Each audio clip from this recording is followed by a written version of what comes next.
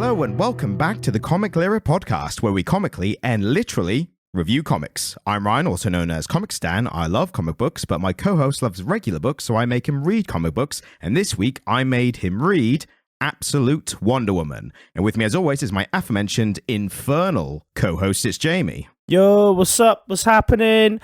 Today's a weird episode of the podcast. But you won't notice a thing because we're such professionals that it'll just be absolutely seamless and seem like every other episode. Yes, sirree. I think we should tell them why. Okay, we are attempting a remote recording in case, basically, other reasons why we're doing it this week, but also in case we need it in the future. We thought, let's just see if we can actually do it. The real reason is that Ryan's got a stinking cold and I don't fucking want it. But also, we knew we were going to have to do this at some point. And so it just made sense, didn't it? And so it's very weird. We're not in the same room. It's the first time we've ever done this, but we're just going to soldier on. Yeah, and I said we could just not do the kiss on the cheeks when you come around for the recording normally. But, you know, then it was like, but it's not going to be weird. Like, let's just do it remote anyway, you know? What's the point in recording if we don't do the double cheek kisses? Yeah, kissing the homies. So, this week, we're talking about Wonder Woman. Not just any Wonder Woman, the Absolute Wonder Woman. The Absolute Wonder Woman. So who was it written by, Ryan? Is a writer that we've actually known and read and enjoyed some of their works in the past. Is one Kelly Thompson. Yeah, who did that one about the place. You are correct. I believe it was called The Cull. I think we more enjoyed... Yeah. That was a good one, but we more enjoyed Birds of Prey, her version of that, which was really good. That had the English fella in it, didn't it? The Scouser. Constantine, yeah, who you weren't as big a fan of. No, not as much as you. So Kelly Page? Kelly Thompson, don't know where you got Page from. Kelly Thompson, fuck knows. She wrote it. Who drew it? Who did the drawing? Drawn by one Hayden Sherman, whose work I don't know personally, but might have seen before, and coloured by the hardest working colourist in all of modern day comics. It's Jordie Bellaire. Jordie Bellaire, who colours everything, apparently. Almost everything. Marvel, DC, doesn't matter. I don't know if she definitely does Marvel or not, but she seems to be everywhere. And I appreciate it because, you know, she's getting the graft in. And that's the modern day capitalism society. We like someone who works as much as possible. Absolutely. So, starting with the arting. Starting with the arting, of course. The resident art expert, I mean, of the two of us, what did you think of the art? Didn't like it. Really? So, there are some things that it is doing that I think are cool. Most notably, obviously, it has like a Greco-Roman feel, doesn't it? Yep, very contextual, I believe. And they have made Wonder Woman look quite Greek, facially speaking. Yeah, I think she's meant to be quite Greek looking a lot of the time because a lot of her origin and, you know, all the Greek gods and stuff is, you know, it's quite entrenched in the character. She's supposed to be Amazonian, which couldn't be as far from Greece. The Amazon couldn't be any further from Greece, right? I don't know about, well, the Amazonians, I don't know if that's, or Amazons, I don't know what the real life, like, history, cause, like, they're a fictional race in the DC universe here. But they are so entrenched with the Greek gods. Like at one point, Wonder Woman's origin was that Zeus made a clay figure come to life, and that was how she was born. I like that's just one of the origins. I enjoy that Wonder Woman's fictional origins are actually less weird than her actual origin story. Oh yeah, we'll get to that. I'd say we're gonna cover that. I did some research on this recently, didn't I, for TikTok, and so I'm so interested because you and I haven't actually talked about William Moulton Marston yet, and so I'm really excited for us to talk about him. But no, so I liked that they made her look a bit Greek, with the nose and the olive skin and the curlier hair, which are all quite sort of, you know, prototypically Greek features, if you will. I don't like the way the art looks in general, though. I just find it a bit drab and simple, but not in a fun, engaging way, unfortunately. And again, this is one of those times where my opinion is purely subjective, because there's nothing wrong with it. There is nothing wrong with it. I just happen to not like it. That's fair. I mean, we've had it in times where we'll be like, it's fine, it's just not for me, and other times where like you're actually objectively criticizing it. For me, I thought it was fine. I enjoyed it in parts. I like some of the facial features, like something we normally come back to. I thought they were very expressive here and very accurate. No jank or anything. Like you said, nothing wrong with it. There were depictions of mythical beasts, which I thought probably is my favorite aspect of it. Okay. I liked the monsters and the kind of colors used for them and stuff. There's bits which we'll get into the story. There's some big Lovecraftian-esque like splash pages, which really worked for me. Like I really appreciated those. I like I know what you mean by it's a bit grey, a bit drab, but I did enjoy that there were little bits of color that were very specific to like magical stuff. Like whenever there was magic going on, it was kind of brighter colors. You like a drab comic though. Like you quite like a grey comic. I complain about them a lot. Do you? Which goes to show how much you listen to me when I talk. But very little. I'm not as little as possible. In fact, I'm not as big a fan of the drab stuff. But like when it's all that, and then there's a little bit of color, I'm like, okay, well, the contrast I at least appreciate. But yeah, I know what you mean by it was a bit grey.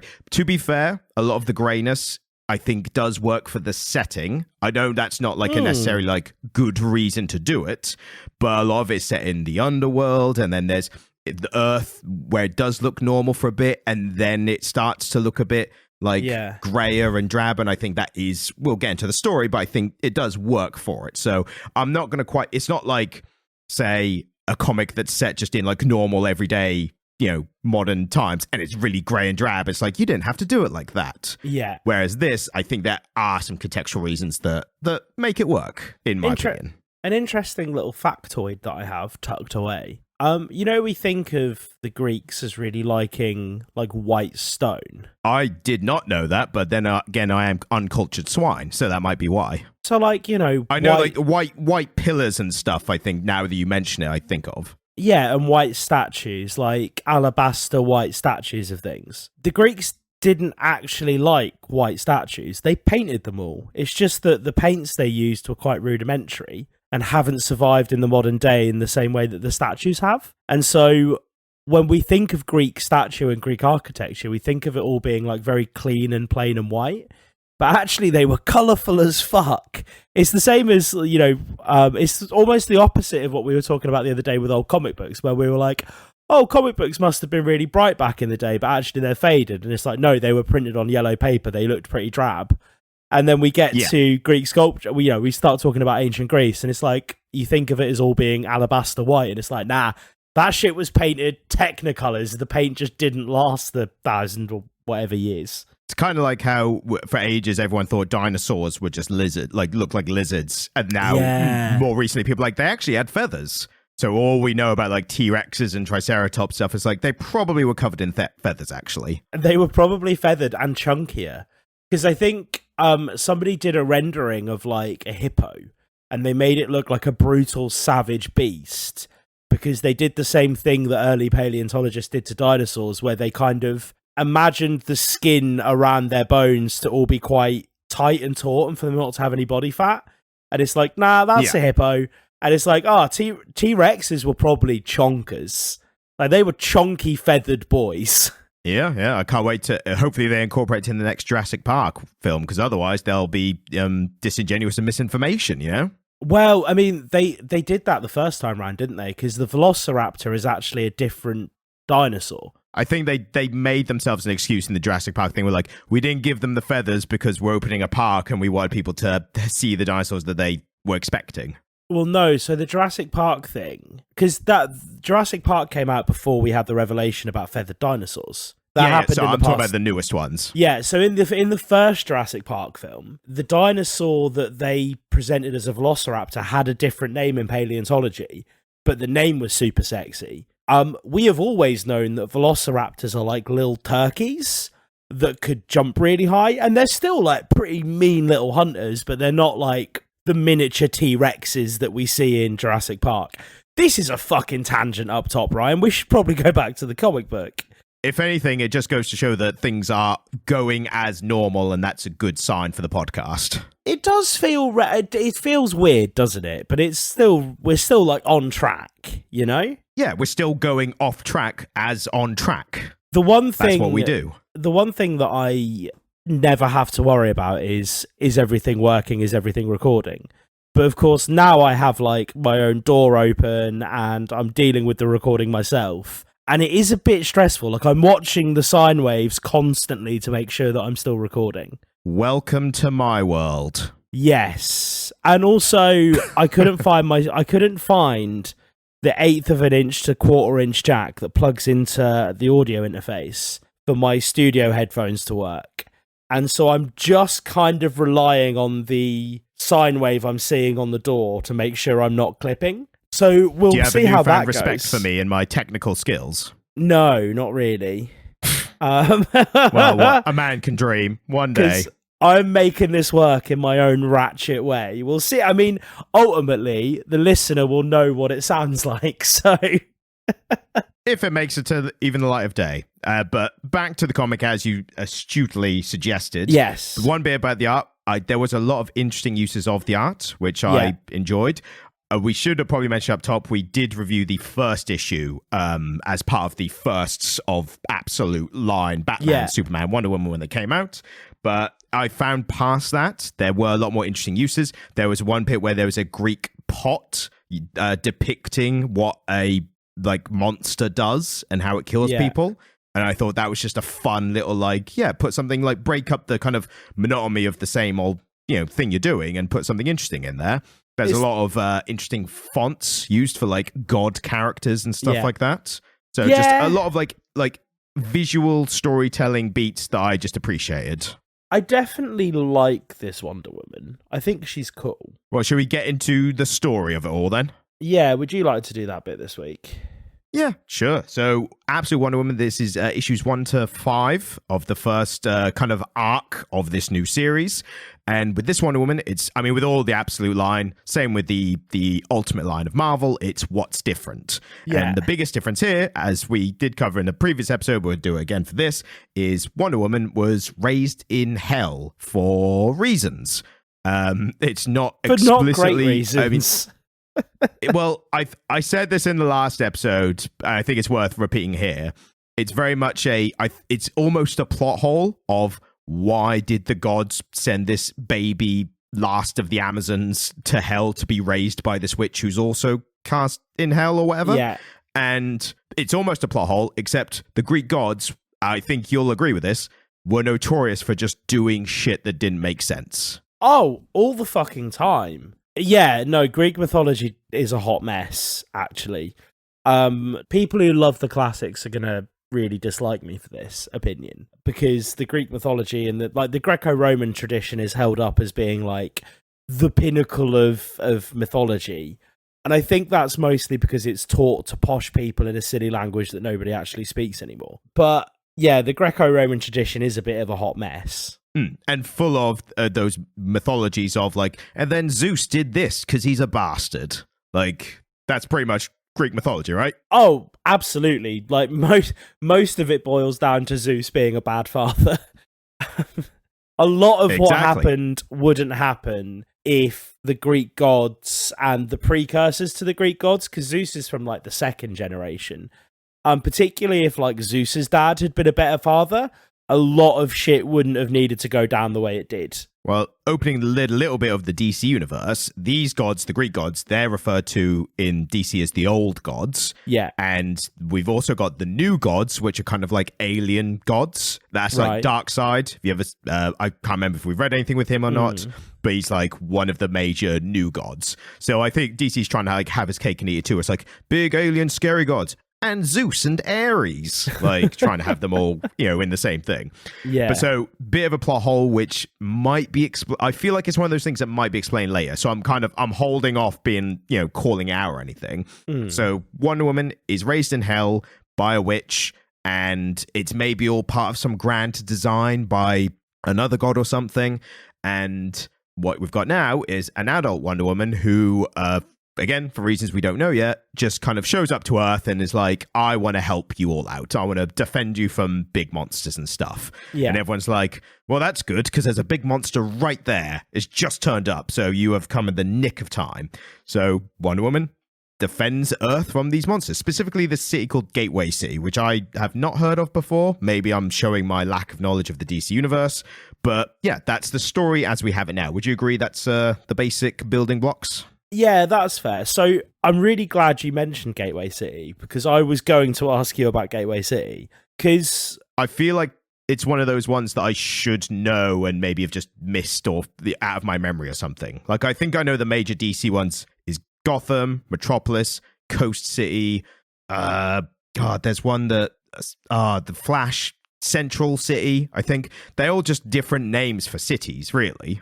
And to be honest with you, the DC cities all just kind of look like retro-futuristic versions of California, don't they? Well, Gotham, I think, is a bit more New York / Chicago. Metropolis is New York, but it's sunny all the time. Like, I think those are the kind of bigger differences. I mean, Los Angeles.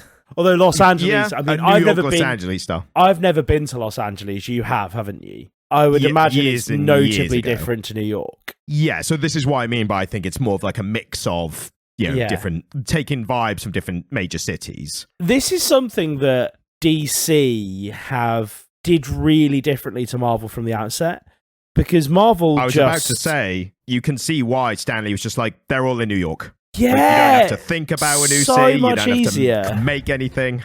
It's just easier. But then he put all of them in New York, and that was the problem. Well, because Stan Lee was an American, so I can't imagine he'd been anywhere other than New York. Because there is a prevalent sense for people who live in New York or Los Angeles that there is no need for them to see anywhere else in the world because they have everything they need in New York, right? I mean, New York, I think you could even make an argument for that. Like, every other city, New York apparently feels like the most inter-country, international city in the world. Yeah. Like that, and maybe a couple of European cities. But I don't know, we're going off topic again. But yes, New York, I think, is Marvel home base. So DC were like, we just need to create cities instead. Because I've never had a strong sense of where Wonder Woman is set. No, and I think that's why they're trying to change it here. Because, these monsters show up and she defends them. And then at one point, someone mentions, like, you're now the hero of Gateway City. And it's like, I don't think she chose this particular place to, I think if the monster was attacking Gotham, I think she'd be over there. Like, but, if you're a citizen of Gateway City, you're going to be like, she's our hero now because she saved the day once. And that's all that takes. Which, okay. Because I'd never heard of Gateway City, so I was hoping you'd have like a bit of a dossier on it. You'd be like, no, this hero's from there. It's important for this reason, but actually it's just a nowhere place that you'd never heard of either. It might be. Without looking up, I would guess, I'll look up while I'm speaking about it as well. Yeah. I would guess that maybe it's one from like, again, Wonder Woman's not known, like you say, for being in any one particular city. Yeah. But I would guess that maybe it's something from like older comics where she was given a city and maybe it just didn't take when her comics weren't as popular as the other ones potentially. I suppose I've always found it quite weird that setting is particularly important for the more like highly powered heroes. Because like Spidey, like he's your neighborhood Spider-Man. Nightwing, like he's just kind of cutting about doing his thing, doing his vigilante stuff. The same with like Daredevil. Nightwing is based in a city called Bloodhaven, which is a nearby, it's not too far from Gotham. So he's kind of that teenager that moved out of home, but only like down the street. So he lives in the burbs. He lives in the suburbs of Gotham. But when you get to like the really powerful heroes and it's like Superman lives in Metropolis and it's like, well, of course Superman needs to live somewhere, but surely Superman is wherever the bad guys are. I find it very hard to believe that the bad guys are always in Metropolis. And I suppose that does get addressed because Superman is more of kind of an international dude, isn't he? As is Wonder Woman, I suppose. She's quite, she's out and about doing shit. She's not just at home in wherever. Yeah, Superman's commuting from Metropolis in the North Pole, where his Fortress of Solitude is. So yeah, he's definitely saving the way. Like he's on the commute, saving the day in between, probably. Yeah, but yeah. Wonder Woman definitely feels more international because she just doesn't have, at least to the wider, audience fan base just isn't associated with the city like the others. So and I see what you mean by that. American, is she? Well, that was the subplot of the Tom King comic that we read. Yeah, where it was the US government versus the Amazons. Yeah. So that's maybe still in question right now, potentially. But the absolute Wonder Woman, she is a citizen of hell or the underworld or whatever the Greek name is for it. Yeah. And it is a different kind of vibe. It's definitely, she's like a darker character than like the traditional Wonder Woman.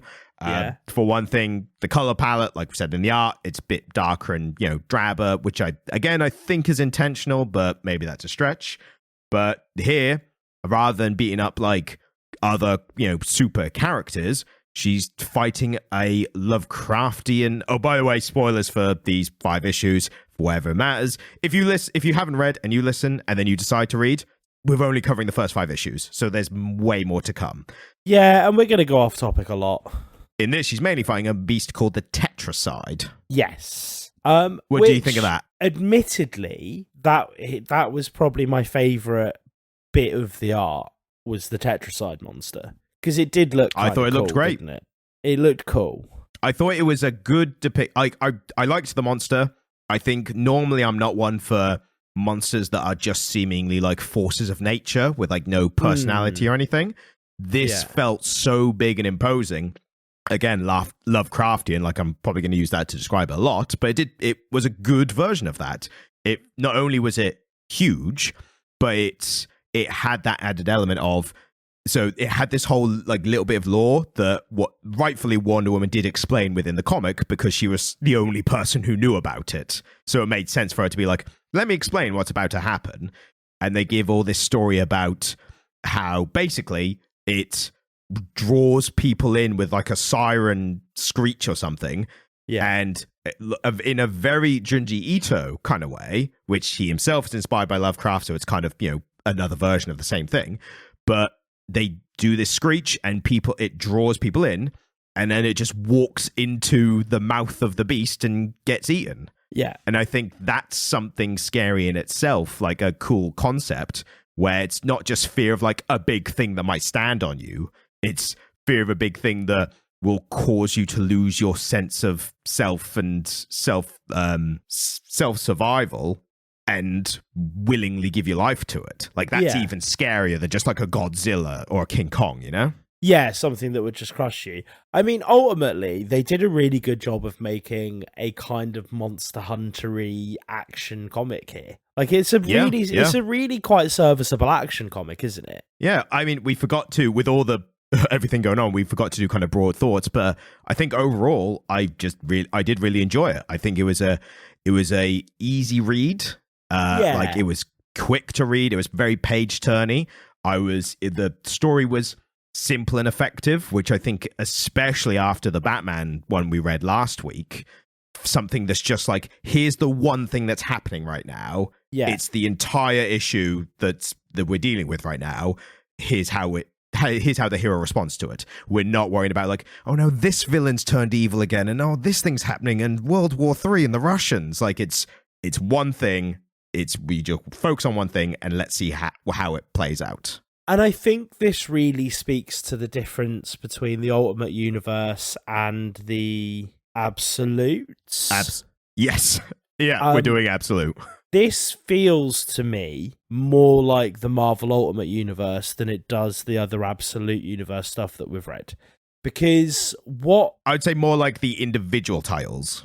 Yeah, because what has changed here is they've taken something really central to the character, who they are and where they're from, and they've changed it in quite a drastic way, and then they've kind of plopped them into a story and said, what would a Wonder Woman who had been raised in the underworld of the Greco-Roman mythology do if presented with this big monster?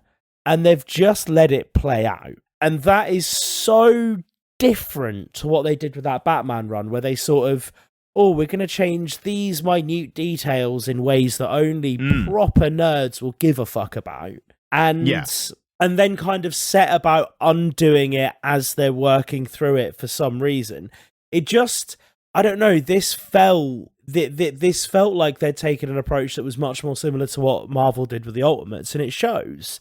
Because it's breezy and it's fun, and I like this iteration of Wonder Woman. Yeah, I would kind of posit this closer to, and not quite so much in quality, but this kind of feels close to like Ultimate X-Men, where it's just like the core change and then just letting it do its own thing somewhere else. It's not quite like Ultimates or even Ultimate Spider-Man, where there's a bunch of bigger universe stuff already happening. Yes. This is get the ground running on their own stuff. And I know we criticize like the Batman, the Superman one for Batman didn't do enough different changes. Like you actually said, it was still a Batman in Gotham. Like, biggest change, he's not rich. Like, whoa. Like, the Batman in the main universe wasn't rich for a bit at the same time.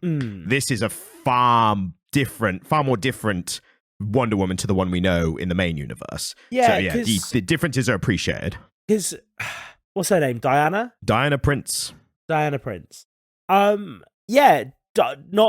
Diana's very different here, isn't she? Different and the same, because I know what you mean by she's different in a lot of ways because of her different upbringing and stuff. Yeah. But you also do get those instances where she does come across as that same stoic, respectful, here to help kind of attitude, which is the main Wonder Woman as well. And I think that does speak to, this is the same person, but the circumstances of their upbringing and life are different. And I think they did a good job balancing the differences and the similarities. I think if they'd taken this approach with more of the absolute universe, I'd be more excited by it.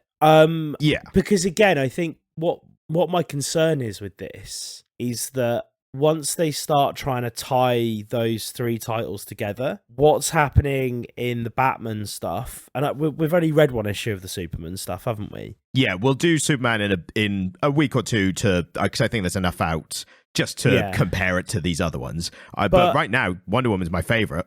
Well, yeah, but what I was going to say is, I think once they start to try and tie those three titles together in a meaningful way, they're going to dilute a lot of what's happening here, and it's going to be quite sad. Because this at the moment is quite fun, and that's not to say I didn't dislike it. I'm going to go on record as saying I didn't dislike it.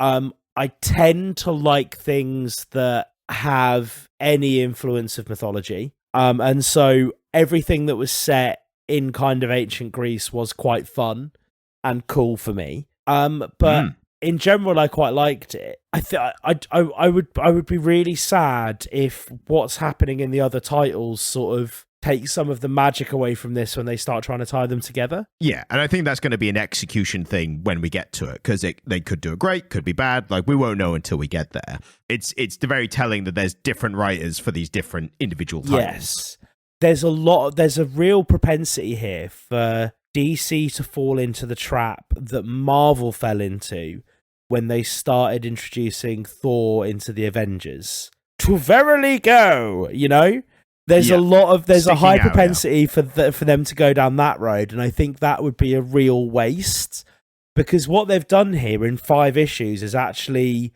set up what could be a really fun Wonder Woman run that they don't need to take to particularly exciting or interesting places, because it already has quite a cool core premise, which is that she grew up in the Greek underworld. She grew up in hell. She has been galvanized by this really awful place.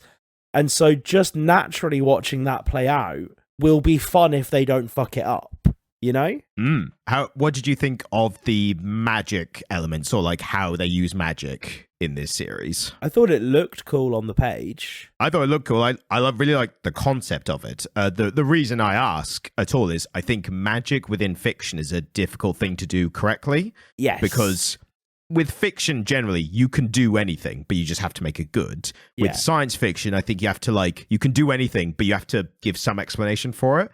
There's a lot of magical fiction, especially in the big two, where it's just and then they did this spell and it solved everything. Like that, that's a trap that people can fall into. I think magic works best when there is something you have to give up for it, or there's a catch. There needs to be a catch. There's a lot of that in this. And this is what I'm saying. They've given us the best version of magic in fiction, because magic needs D&D tried to do a really good job of it, where magic has ingredients, and the ingredients are all a joke. Like, the ingredients are all a bit of a joke. And to be honest with you, most DMs don't insist that their casters actually like have the ingredients that they need to do the magic that they're doing. But D&D tried to bake it into the game. And yeah, you see that play out here, don't you? And like, I think it's the only way that magic can function well within a story. For an example of a huge media franchise where actually it's done really badly is Harry Potter. Yep. A lot of just like, magic for magic's sake. Yeah, it's like they're witches and wizards, they can do magic, and you're like, oh, is there no cost to the magic? Well, then that world should have been way more brutal than it was, because there was a bunch of people who had magic and no cost to using it, really. And so, yeah, I think this is quite nice and well balanced. There's only one example, I think, in the Harry Potter universe of that, what you say, and it's the whole... I mean, the fans will know the real Horcrux thing in it. Yes. That's only because it's such a pivotal plot point that they had to give it a cost to be like, this is what makes him strong, but it's also a weakness that we could exploit. And it's the one time they do anything like that in their universe. Although Voldemort was a fucking moron, because he lost a fight to kids. Well, firstly, yeah, he lost the fight to a bunch of school children. One of them, Harry, was partially sighted, and then Neville Longbottom wouldn't have been allowed to use scissors in the Muggle world. But he put one of his Horcruxes as like his snake, his pet snake. Yeah, it was like one of 7, but yeah. So one of his 7 tickets to immortality was mortal itself and eventually going to die. I don't know if eventually, or anything about the specific rules of it. I think the idea was just to like have one close because he had all his other ones like in other places. There's like, we'll keep one right next to you. 7 individual grains of sand on different beaches is how you do that. Maybe, but again, this was the one of those spells which had a cost or anything. So I'm imbuing my immortal soul. To argue Harry Potter. I'm imbuing my immortal soul into my own journal, which I'm going to hide in the very school that is educating all of the people that will eventually use their free magic to kill me. Stupid Maybe man. The cost was every Horcrux he made. Maybe he got stupider. Well, maybe, yeah. Maybe that was the cost of... See, if that was the cost of the magic, and like Voldemort lost a few IQ points every time he did it, wasn't there a point when he was like attached to the back of that other geezer's head? Yes, when he was partially alive, partially dead or something. Again, Weird, I do not feel confident to recall the specifics of Harry Potter. No, so, I read the books as a teenager because I literally read them because I had to do a writing for children course at uni and somebody told me I needed to read them. I don't even think I've seen the films. Well, you're probably better off for not having seen them. If you didn't like the books, you definitely wouldn't like the films. Yeah. They're just condensed versions of the books. Magic. But obviously, for the listener, how does the magic work here? So there, like we said, there's a lot of cost and sacrifice for the kind of bigger things. There's a whole plot point about Steve Trevor, who washes up on the shores of hell, which this is one of the kind of conditional plot holes that I had. Because he washed in the original Wonder Woman, he washes up on the shores of Themyscira, the Amazons. So there's a little bit of like, why is the same thing happening in this alternate universe, but in a different way? Yeah. But again, like with her being sent to hell in the first place, it's a conditional plot hole because I'm willing to see what happens to maybe explain it. Yeah. But because he washed up in hell, Wonder Woman gets him out of hell with a sacrificial kind of spell to get him home. And then that actually does deftly dovetail into the modern day where she's trying to avoid being touched by the tetracide because I think it's like instant death. And then it grabs her by the arm and then cut to the flashback. The sacrifice that she made was her dominant arm. And I think that was like a good, like, we're seeing the spell in the past, we're seeing the thing in the future, and for then those to join up to be like, the cost of the spell was her arm, and that was a magic arm, and she actually doesn't have an arm. Like, that was all good stuff, I thought. There was really creative uses of the magic to like solve problems that they're making. Like, not they're making, that the monster made. The monster, the Tetracide, is going to do this scream that's going to make everyone, basically walk into death. And Wonder Woman's going through her bag of magic stuff, like, do I have anything for this? And I thought, rather than just being like, here's a spell that stops it, it's, here's a spell that makes the entire city deaf. Yes. And I was like, that's a fun solving of this problem. Like, it's still a little bit like, what are the odds you had this thing? But I appreciate more of like, it's like a lateral thinking solution, And that's what I appreciate about this magic. Yeah, I agree. This is the thing. I thought the idea of him washing up on the river in hell was quite cool, because there is a river of souls that is supposed to run through the Greek underworld. Is it the river Styx? Yeah. And so it's thematically quite cool, isn't it? And I agree with you that, I mean, I didn't even really clock that as sort of a plot hole, because it was just like, oh, he just kind of washed up. Again, I didn't know about him washing up in Themyscira. So maybe if I'd had a bit more Wonder Woman knowledge, I'd have gone, oh, fucking hell. I'd have had the same thought that you did. But then, like you say, about it being a Greek mythological thing, maybe that makes me appreciate it a little more, because maybe that fits. Is why they kept in. It's like, oh, this is very appropriate to do it in this setting, actually. So maybe it's a fun reference to the original Wonder Woman story as well. I mean, beyond that, there's not a whole lot to say about the comic itself for me. It was fun. It dealt with the magic well. I didn't love the art overall, but much like you, I liked the way that the monster looked. I liked the way that the magic was presented. I was just going to say, the one thing that we do need to mention, which can be the last thing, is how the kind of fight ultimately ends with Wonder Woman and the Tetracide. Because there's again, I think the good use of magic, there's this fun little thing in the back of her mind happening where she's thinking about this lasso that her mum made her, and how it's for transmogrifying, or whatever the magic term is for that. And she's thinking about, like, can I change the creature into something? Like, oh, maybe I should change myself into something. And that's like a revelation of like, oh, maybe this is how I defeat it. And then what she decides on is she turns herself into a kaiju version of Medusa. And I thought, that's pretty cool. That was really fun. Like, it's in line with all the Greek stuff we've seen so far. It makes sense of, like, if you wanted to defeat a giant monster, become not only a giant monster yourself, but the monster that has like a killing blow with the whole turning into stone thing, which how quickly that happens and how quickly she wins the fight. And then what I appreciate after that is she wasn't then just, I've won and now I'll change back. She kind of rampages for a little bit as Medusa. She kind of these other characters, the witch characters, which she gets ingredients from for an earlier spell, they're like, does she even know she's Wonder Woman? Like, how much of this monster is she now? Yeah. And then you have a classic part. It's that whole kind of the Hulk seeing his loved one, or King Kong and the woman, the actual woman. It's Steve, but Steve Trevor is the love interest who puts a blindfold on himself and says, she'll remember me, and manages to coax her back into Wonder Woman. Yeah. So I think kind of a good metaphor for this little comic run.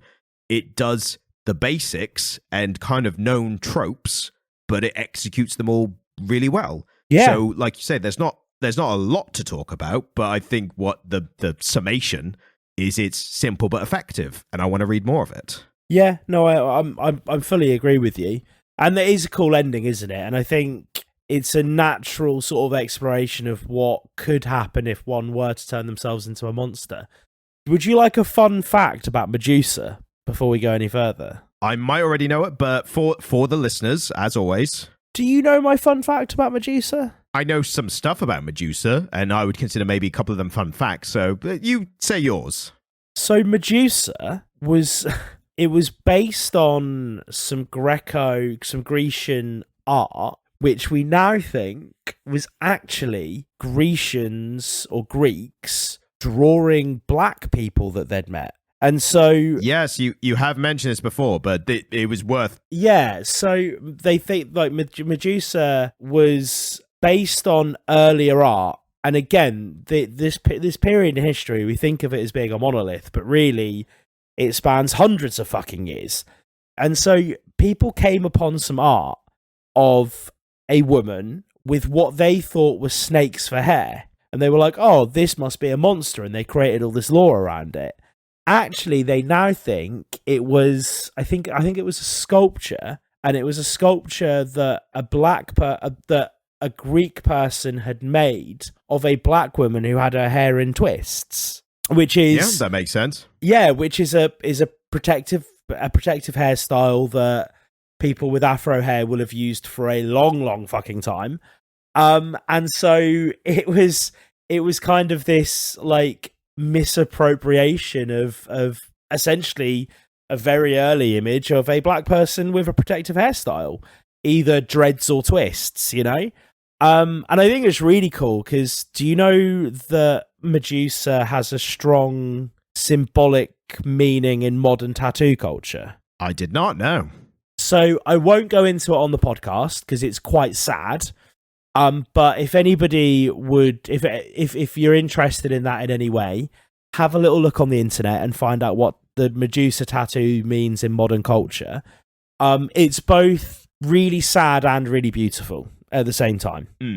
And it's just really cool that like this image of this person or this sculpture of this person had sort of, you know, been misappropriated and changed and had all this story attached to it. And it's now kind of gone full circle and become this really powerful image again for modern people to use. They do touch on that a bit here because, I mean, they say it explicitly. It's that Medusa was basically punished for the evil acts of a god done to her, and the jealousy of Athena.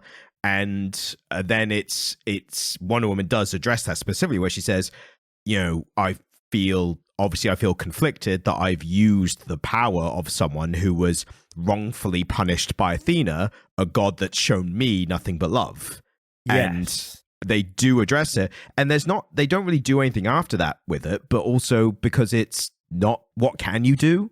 Like, if you were that Wonder Woman character, what could you do other than acknowledge the almost hypocrisy of it and just say, like, well, that's unfortunately what's happened, and I still had to do what I did. Like, but I think they do make explicit mention of the injustice to the Medusa character, which I think was good. Yeah. So overall, comic, thumbs up? Thumbs up for me. Again, simple but effective, which I think, and I don't want anyone to misconstrue, like, calling it simple as like a derogatory or anything. Like, a lot of the big two comics need more simple.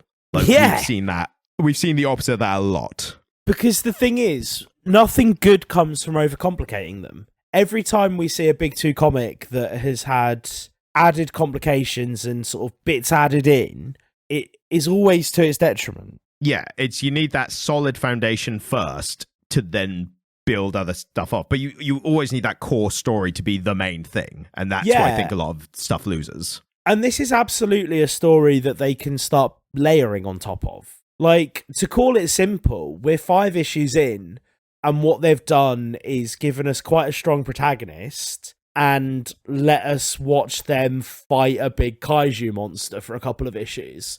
And that's pretty dope. As comic books go, that's pretty fucking good. I think for an initial 5-issue story arc, I think it was great at introducing this character, telling us who she is and how she's similar to the Wonder Woman we already know, how she's different, and kind of what this world is like and how she's kind of dealing with it. And I think that's the most important things you could do for a initial arc of a character, of a technically new character. So now we get to the real fun facts. Well, I would just like to dedicate a bit of time to talking about William Moulton Marston. Now, I did a TikTok on this a little while ago, so I did some research on it. Which you can find if you go to the Comic Lyric TikTok page, and there's also shorts on YouTube page. Link below. So I sort of tell this story in 30 seconds, but we've not talked about it on the podcast yet, and it's fucking wild, so we have to. So William Moulton Marston is the man who was credited with creating Wonder Woman, but really, and it's so unfortunate that I've forgotten the two women's names. I think Ryan should Google them up for me. You keep talking, I'll look them up. But really, he created them in conjunction with his wife and their girlfriend. So he was polyamorous. He had a wife and a girlfriend. And after his death, his wife and girlfriend stayed together, didn't they? Yep. So the two women, his wife, Elizabeth Holloway Marston, and their polyamorous life partner, Olive Byrne. Yep. So Olive Byrne and Elizabeth Holloway Marston were both really well-respected people in their field. Well, Elizabeth was really well-respected. Olive chose to stay at home and raise William and Elizabeth's children, which is really interesting. I mean, it was radical for the time, put it that way. Massively so. So they were this big polyamorous family, and then William Moulton Marston, he's the dude who developed the polygraph test. Yep, that as well. Which is so interesting that the same guy gave us Wonder Woman. He didn't actually develop the polygraph test. He developed some of the foundational technologies that went in to make the polygraph test. He wasn't the chap who put it all together and sort of kicked out the machine that we all know isn't actually any good at detecting lies. But he developed a lot of some of the foundational technologies that went into making the polygraph test. He was also kind of a bit of a feminist for his era. Well, so what I've got here, again, the all-powerful and accurate source of Wikipedia, has said that apparently in the 1940s, when he was tasked with creating a superhero, apparently he recommended the idea as a superhero who would conquer not with fists or firepower, but with love. And apparently his wife said, fine, but make her a woman. Yeah. So it's the wife who made Wonder Woman the woman. And apparently Wonder Woman is based on Olive and Elizabeth. And if you look at images of Elizabeth and Olive, she looks a bit like her. And then if you actually read up on what Elizabeth was like like fiercely intelligent, really considerate, like a really considered person. And so a lot of Diana's character traits actually are lifted straight from Elizabeth and Olive's real life, which is really fucking cool. Yeah, so specifically there was aspects of the heavy bronze bracelets which Wonder Woman deflects bullets with. Yeah. Apparently they were inspired by bracelets worn by Olive Byrne. So very specific things were lifted from these real life people onto the character. Which, I mean, what a way to celebrate your partners, right? Like, you know, the elf in one of the like the really smoking hot elf in Lord of the Rings, the blonde one. Yeah, she's based on Tolkien's wife. Tolkien wanted to immortalize her in fiction because she was like the most beautiful woman he'd ever met, and he adored her. And it's the same here, isn't it? It's this guy is like, I mean, admittedly, living the fucking dream. Like in the 1940s, this guy's just like kicking it in a polyamorous relationship. There's 3 people in a household, 2 incomes. Like they are living the dream. And he creates this comic book character immortalizing both his wife and his girlfriend. I think it's beautiful. Yeah, there's a few other things I found which are really interesting. I'd never thought of this before because I knew these 2 separate facts, but the fact that he helped create the polygraph, Wonder Woman has a lasso of truth, which literally compels people to tell the truth. This other aspect is maybe not so fun a fact, and I'm not even sure of the validity of it. So a little, asterisks on this, like maybe it's true, maybe it's not. Apparently, some of the aspects of the Wonder Woman character come from the fact that Mr. Marston was apparently a BDSM enthusiast. So, I addressed this in my research. Right.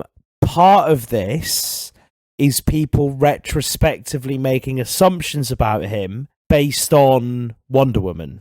Right, and maybe based on the polyamory, like they just associated other deviancy in quotes. Yeah, absolutely. And just because he was polyamorous, people have assumed he was kinky as fuck. But actually, there's no real evidence to support that, and it does seem to be a popular myth.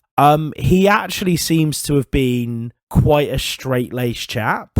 Like, he was a psychologist, he was involved in business, he was an inventor, he was a writer. There's not a lot of evidence to suggest that the three of them were up to anything particularly unusual. I do love the fact that Elizabeth and Olive stayed together after he passed. Yeah, apparently one of them, I think it was his wife, lived to be 100. So yeah, goes to show what happens when you don't have men around. Well, because they had kids, didn't they? So William and Elizabeth had children. I don't believe that William had any children with Olive. But Olive was like primary caregiver for the children. Apparently, Elizabeth gave birth to a son and daughter, and Olive gave birth to 2 sons. Oh, so Olive did. So he did have children with Olive. So they were a big blended family. And like you said, it was Byrne who stayed home to take care of all 4 children. That's. Do you know what? Because I think polyamory gets a bit of a weird rap in modern culture. Because I don't know how do you feel about that whole thing? I mean, I was just going to say as well. Apparently, another woman, Marjorie Wilkes Huntley, was a third woman who occasionally lived with them and who would go on to become office executive under an H.G. Peter, who I believe was someone else who worked with Marston. So I thought interesting as well. I mean, free love, baby. I think I have the opinion of polyamory that I think most people do, which is just it sounds so complicated and like, yeah, no, I wouldn't be into it personally. It seems like a lot. I struggle to organize my life currently, and I cannot imagine having to then think about several other people in this as well, you know? Like, yes, I think that's agree. what it is. No, it sounds like a lot of effort, doesn't it? It's like, if you ever heard of like people like, you know, friends of friends, or if maybe someone listening, if you've known this, who this happened to or happened to yourself, but this whole thing of people where people discover their parents or spouses have secret families, and it's like, yes, the admin alone to maintain that is insane to me. Like, and it's a real sign of the times where that's happening less and less now. It's like, bloody modern day, people can't even support a second hidden family on one wage. I know, it's awful, isn't it? The cost of living crisis. But as I think a natural place to come to a close on Absolute Wonder Woman, and unless you've got anything else to say on old Marston. No, I just think that it was important that we talked about the actual, like, how Wonder Woman came to be, because it is really interesting. Yeah. I don't have anything particularly interesting to say about William Moulton Marston, except for the fact that his story charms me to no end. It's certainly interesting. I mean, especially for the 40s. And beyond everything else, right? He created one of the most well-known comic characters of all time, and he's one of the few that doesn't have a scandal or like contest of who actually created it. Everyone's like, it was the kinky polyamorous guy, he made Wonder Woman. Like, it's just unanimous. There's no like, I had the idea. No, I had the idea. No, everyone's like, it was the kinky polyamorous guy and his girlfriend and his wife, and they came up with it. Because like there is like a question around how much input each of the three of them put into it. Yeah, all sources point to the fact that it was his wife that suggested that Wonder Woman should be a woman. But beyond that, there's not really a defined sort of credit share between the three of them. But I do just love that this iconic character who's seen to be quite straight-laced and quite just came from this really fun, a little bit weird, kinky family. And that's just kind of fun, isn't it? Yeah, it's again, ironically, one of the most wholesome creators of a big superhero. So I think that's us. I mean, this has been a shorter recording. I think, weirdly, there's less shenanigans when we are not in the same room. Yeah, I think when we're in the same room, we kind of goad each other a little bit in the tangents. Whereas there's enough of a delay where we're like, oh, actually, we should probably get back to, like, there's enough space for, like, the logic to seep in, you know? Yes, there really is. But no, hopefully the episode sounds okay. Yeah. I really hope you guys have enjoyed it. And we don't need to do calls to action. Fuck yeah, I could just say thank you, goodbye. And thanks for listening. If you enjoyed this episode, then please subscribe to get notified of our future episodes as well. And if you're feeling particularly generous, then please leave a 5-star review on whatever podcast app you're using. If you'd like to get in contact with us, then send an email to comiclit@gmail.com. You can also watch videos by me on the Comic Stand YouTube page, which is linked in the description. Thank you, goodbye.